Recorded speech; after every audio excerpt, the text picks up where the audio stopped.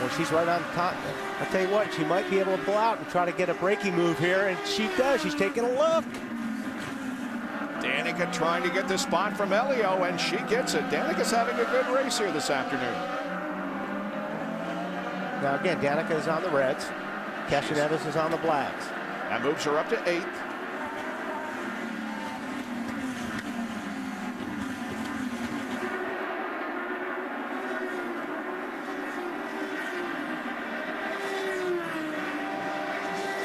Hey, Bob, it's getting nail-biting time up front here. About 7 laps away, 6 laps away from pit stops for the 12 car of Will Power and also the 9 car of Scott Dixon. And what's going to be key is if it's under green, the in and out lap. Jan's been talking about it all day long. Scott Dixon is one of the best in the business at making up time, coming to pit road and leaving pit road, but can he make up the gap he has right now and beat Power out of the pits? That's going to be a huge key. Another key, Marty, is going to be, can one of those two go a lap longer? And we've obviously spent quite a bit of time, and you told the story about Scott Dixon's fuel-saving capability. If you can go a lap longer than a Will Power, that has an even bigger difference than in and out laps. And the other thing, Jan, real quick, on pit road last time, Scott Dixon put it into gear just a little bit too early. Mike Hall told him, wait for me next time, wait for me. You almost went too early, and we weren't quite ready. So he's got to, he's trying to slow the driver down on pit road, but also beat the other guy off of pit road. Don't count out Franchitti. He's right there, isn't he? Yep. Quietly been moving his way forward, and right there. Got the leaders in front of him, and he can see them.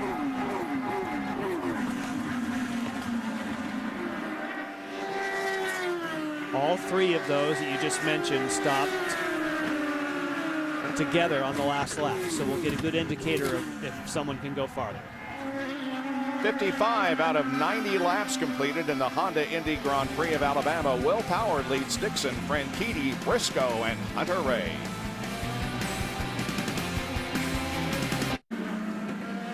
Bob Jenkins, Wally Dallenbach, Jan Beekes here in the booth. Lindy Thaxton, Marty Snyder, and Kevin Lee are down on pit lane, along with Robin Miller, as we are on the air for the first time in 2011 on Versus with the Eyes on IndyCar Series. The race got off to a great start as far as the initial start, but not when you get down to turn number 5. Contact on the right there, that's Rafael Matos. J.R. Hildebrand, pow! Unfortunately, that knocks out Rafael Matos. He has damage. Gets back to the pits and underway again on 26. Aggressive move. Takuma Sato goes up the inside on Castro Neves. Everything's looking good until they touch wheels. Sato keeps it running, but obviously loses quite a few spots in the process. Graham Rahal tries to make a move on J.R. Hildebrand. Thought that J.R. would give him a little more room.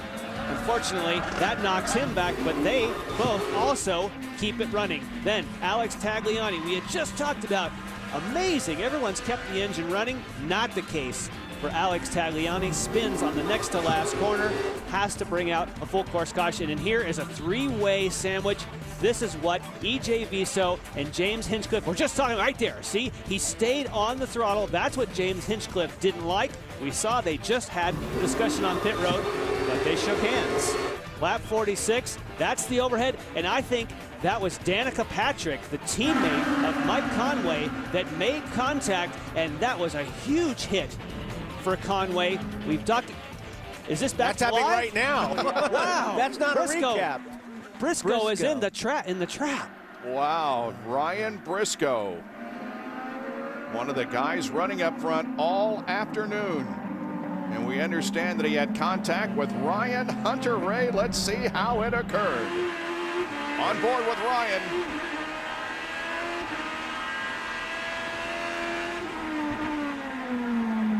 Oh, wow, that's a tough way to make a pass right there. First of all, when you hit a curb, like where you're going, you're not going to turn. You're going to go straight, and that's what exactly that happened. He hit that curb, and it just launched him at Briscoe. And you know what?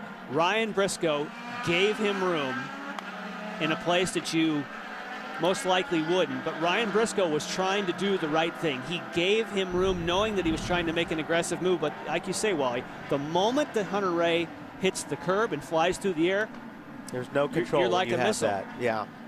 And you know what is he thinking right now? That's 2 races. Yep. with damaged cars. Yep. Very few points. He was running fast, gave a guy room, and he's thinking, what do I have to do? But even at that, Jan, if you're going to give a guy room to make a pass there, you almost got to get out of his way. That's a really, really tough corner to even run through there side by side.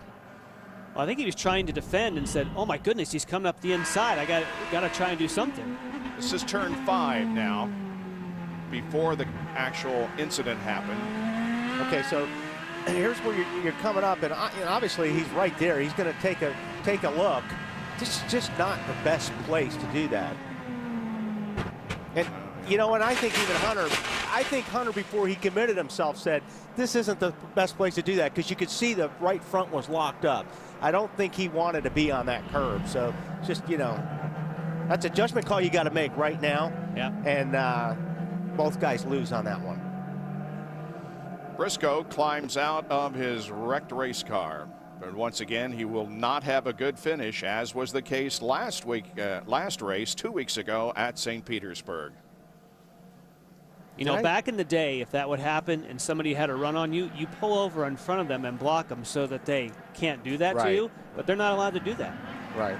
So unfortunately, Ryan Hunter-Reay, after hitting that curve, just speared poor Ryan Briscoe, who in my opinion wasn't at fault there. Does Ryan Hunter have nose damage at all? Well, we'll find out, because we have a lot of pit stops that are being made, including Ryan Hunter-Reay. And Bob, these are pit stops that could decide the race. This pit window is just short of what everyone needs, so they're going to need a little bit of caution here to make sure they can get all the way to the end. Will Power, all the way at the end of pit road, requested red tires because he wants to help them on the restart. These are scuffed red tires for Will Power. One turn of wing and Sunoco fuel in. He will easily race off pit road against Scott Dixon, who has red stickers on, and Danica beat Franchitti out as well. Wow, she gained 4 positions, moving up to 3rd spot. How about that? How do you do that?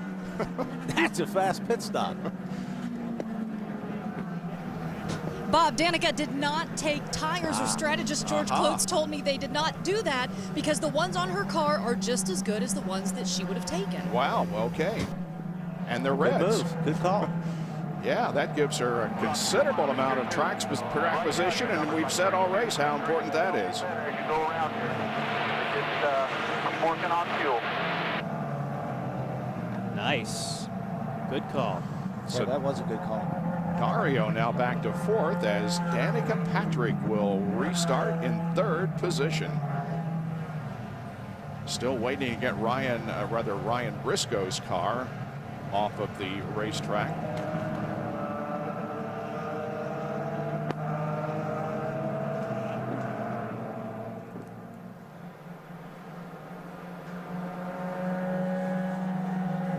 Now, the other aspect of that pit stop, the reason you wouldn't take tires, she was not on the same sequence as everyone else, so she didn't need as much fuel.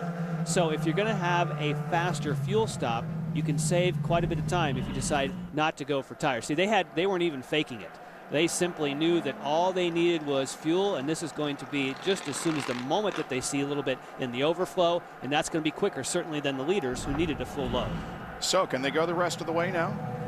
Marty was saying that, which I agree, this is just shy of what they wanted. Yeah. It all depends on when they go green. Every one of these laps, you're getting 3 times the fuel economy that you're going to get under green. So it depends when they throw it. Every single one of these pace laps gives you that better chance of making it to the end. So, and you're suggesting that we're going to go green from now on, too. Yeah, exactly. Which is a stretch. So Especially the way things have been today, right, Wally? It might be a stretch. But every team manager, every strategist came on the radio as soon as they pitted and said, save me as much fuel as you can. I think everybody just wants to be safe here. I'm pretty sure they can make it, and they're pretty sure they can make it, but they're just not quite 100% positive. That drives these strategists crazy, doesn't it, when they're not quite sure if they can make it all the way. And if you noticed, I thought Danica had a black on the right front, Yeah. and when she came in, you could see it was. But the reason why that red is off the right front is when she made contact with Conway. Yep. Had a shot there of Ryan Briscoe talking with the captain, Roger Penske. Ryan is out of the race due to an incident with Ryan Hunter-Reay. And here it is once again, and this is the reason why we are under caution. This is turn 7, headed down into turn 7. Ryan Hunter-Ray, that car